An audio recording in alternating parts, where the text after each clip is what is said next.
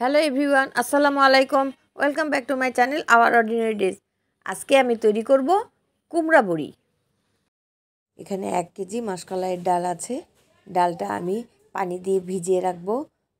আমি দুপুরে ভিজিয়ে রেখেছি, তারপরে রাত্রে আমি 9টার দিকে ডালটা বেটে নিয়েছি। মানে ভালোভাবে ভিজতে হবে এটা। আমরা যদি রাত্রে ভিজে রাখি সকালে বেটে নেব, অথবা আমরা যদি দুপুরে ভিজে রাখি রাত্রে বেটে নেব, সারা রাত রেখে দেব। মানে বাটার পর সারা রাত রেখে দেবো আর কি। এটা ভালোভাবে ধোয়া হয়ে গেছে। এখন এটা আমি বেটে নেব,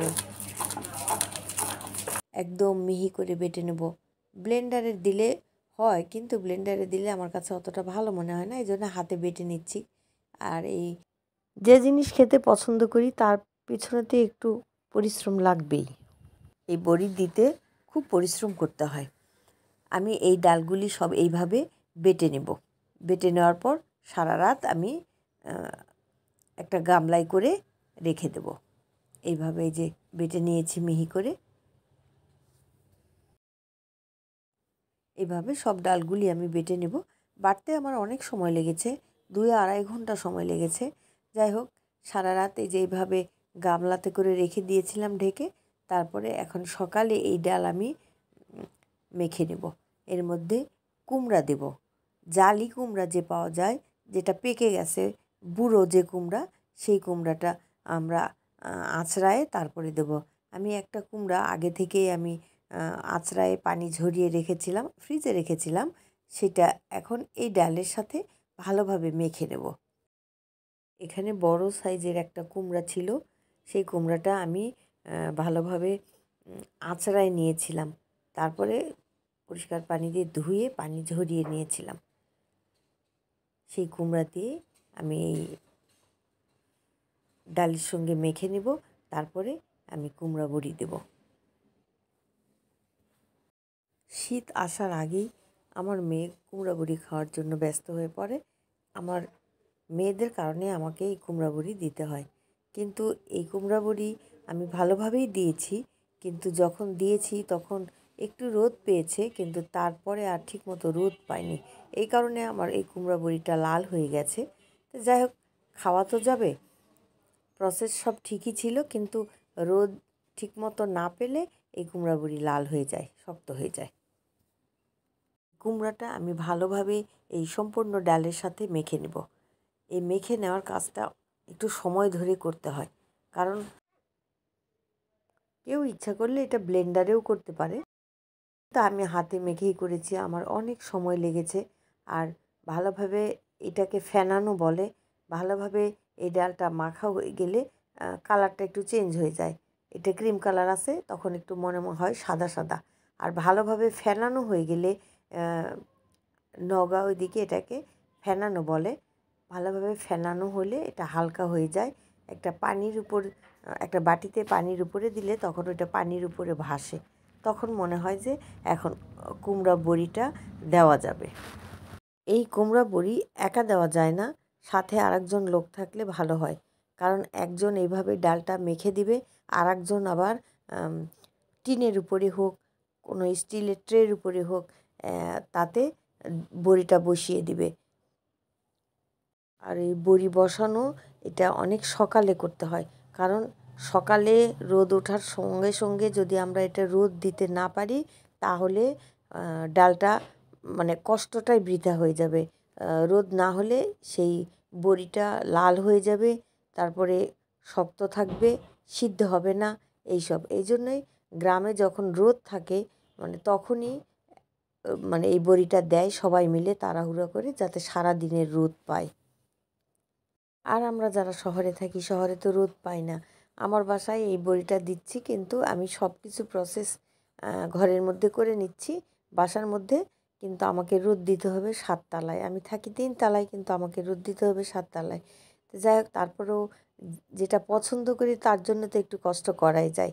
কারণ এই কুমড়া বড়িটা আমাদের বাসার সবাই খুব পছন্দ করে, বিশেষ করে আমার মেজো মেয়ে তো খুবই পছন্দ করে।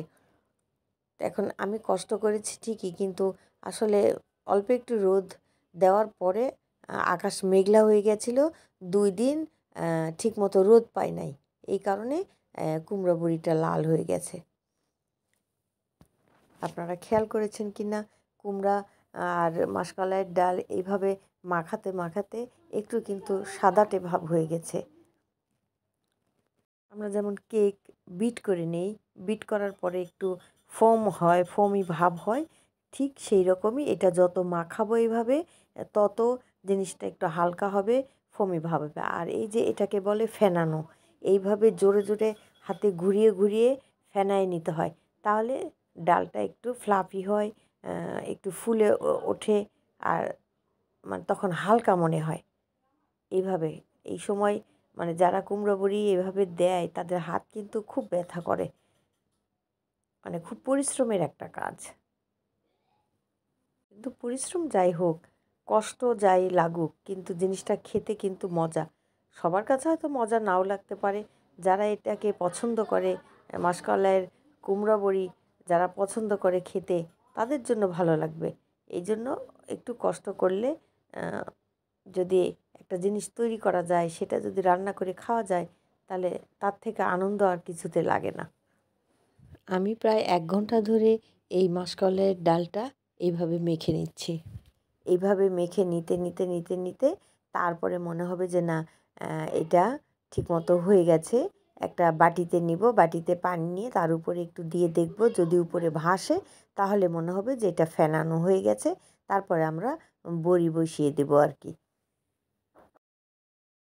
এই পর্যায়ে আমরা চেক করে দেখব যে এখন বড়ি দেওয়ার উপযুক্ত হয়েছে কিনা। এখন পারফেক্টভাবে মাসকলাইয়ের ডাল ফেনানো হয়ে গেছে। পরীক্ষা করে দেখছি।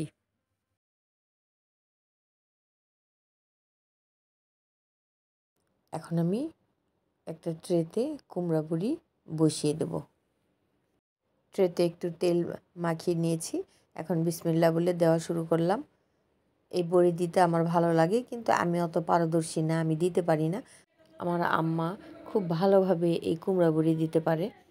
যাই হোক, আমি তারপরেও একটু চেষ্টা করেছি।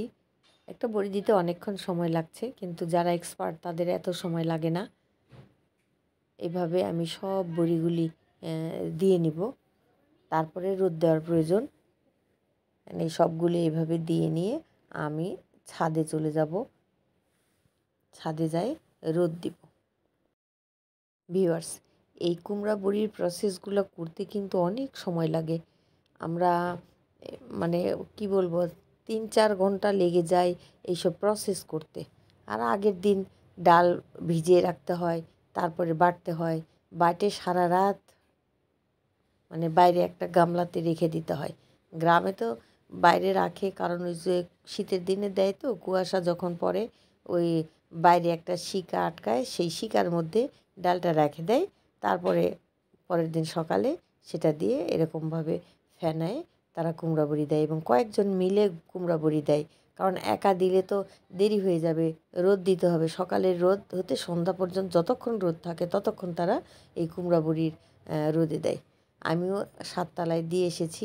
বড়িগুলি দেখতে কিন্তু মাশাআল্লাহ খুব সুন্দর হয়েছে, আমার খুব ভালো লাগছে, কিন্তু জানি না রোদ পাবো কি না। কিন্তু আসলে প্রথম দিন একটু রোদ পেয়েছে, কিন্তু পরপর 2 দিন আকাশ মেঘলা ছিল, রোদ ঠিক মতো পায় নাই, সেই কারণে বড়িগুলো লাল হয়ে আমার মনটা খুব খারাপ হয়ে গেছে। এত পরিশ্রম করেছি কিন্তু এরকম হয়ে গেছে, আমার খুব কষ্ট লেগেছে। লাল হয়ে গেলে বড়িগুলো সিদ্ধও হতে চায় না, কিন্তু অনেক সময় লাগে সিদ্ধ হইতে। কেউ যদি কুমড়া বড়ি দিতে ইচ্ছুক থাকেন, তাহলে আপনারা আগে রোদ দেখে, আবহাওয়া দেখে তারপরে ডাল বেটে নেবেন, ভিজাবেন। কারণ আবহাওয়া যদি একটু মেঘলা হয়, বৃষ্টি আসে, তাক্ষেত্রে কিন্তু খুব কষ্ট হয়ে যায়, বড়িটা শুকাইতে চায় না। একমাত্র রোদ হলেই বড়িটা সাদা সাদা থাকে, আর রোদ না হলে একটু লাল হয়ে যায়। এই জন্য এত কষ্ট করে সেই জিনিসটা নষ্ট করার কোনো মানেই হয় না। রোদের ব্যবস্থা থাকলে কেউ এইভাবে দিতে পারেন। কুমড়া বড়ি আমি একটু তেল আর তেলের মধ্যে ভেজে নেব। তার মধ্যে আমি লবণ আর সামান্য পরিমাণে হলুদ দিয়ে নিলাম। তারপরে একটু সময় নিয়ে ভেজে নেব। একদম কড়া করে ভাজবো না, হালকা করে একটু ভেজে নেব। এই ভেজে নেওয়ার পরে আমরা তরকারিতে দিয়ে দেব এই কুমড়া বড়ি।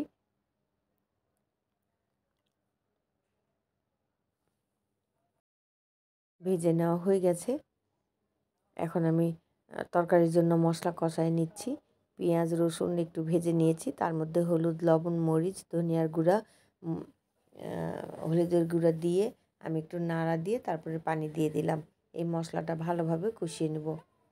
মশলাটা কষানো হয়ে গেছে, আমি এখন এর মধ্যে আলু দিয়ে দেবো। আলু দিয়ে একটু নাড়াচাড়া দেওয়ার পর আমি দিয়ে দেবো কুমড়া বড়ি দিয়ে দেবো, কারণ কুমড়া বড়ি আমাকে অনেকক্ষণ ধরে কষিয়ে নিতে হবে, কারণ লাল হয়ে গেছে, একটু সিদ্ধ হতে বেশি সময় লাগবে। এই জন্য কুমড়া বড়ি দিয়ে দিয়েছি আলুর সাথে। এটা বেশিক্ষণ একটু কষিয়ে নেব। যে কোনো তরকারি যদি আমরা একটু বেশি করে কষিয়ে নিই তাহলে সেই তরকারিটা খেতে কিন্তু খুব ভালো লাগে।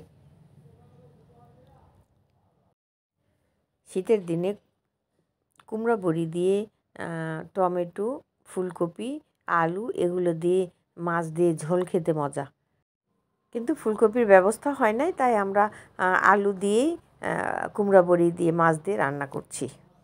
হয়তো আরও কিছুদিন পরে আমি ফুলকপি দিয়ে তারপরে কুমড়া বড়ি দিয়ে রান্নাও দেখাবো।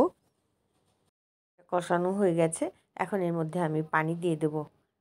পানি একটু বেশি করেই দেবো যাতে আলুটাও সিদ্ধ হয় আর কুমড়া বড়িটাও সিদ্ধ হয়। কুমড়া বড়িটা সিদ্ধ হতে কিন্তু অনেকক্ষণ সময় লাগে, আর এমনিতে যদি রোদ পাইতো তাহলে বেশিক্ষণ সময় লাগতো না। এখন একটা ঢাকনা দিয়ে আমি ঢেকে দেব। তারপরে ঢাকনা ঢেকে দেওয়ার পরেও কিছুক্ষণ জাল করে নিয়েছি। এখন মাছ দিয়ে দিলাম এর মধ্যে, আবারও ঢাকনা দিয়ে ঢেকে দেব।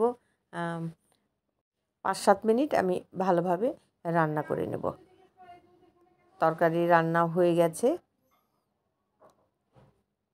এখন আমরা পরিবেশন করব। এটা আমাদের দুপুরের খাবার ছিল। যাই হোক, কুমড়া বড়িগুলি একটু ফুলে উঠেছে। সুপ্রিয় দর্শক মণ্ডলী, আমার কুমড়া বড়ির রেসিপিটা কেমন হয়েছে আপনারা কমেন্ট করে জানাতে পারেন। কি উপায় করলে কুমড়া বড়িটা লাল হবে না, কেউ জানা থাকলে আপনারা কমেন্ট করে জানাবেন, উপকৃত হব। সবাই ভালো থাকবেন। আল্লাহ হাফেজ।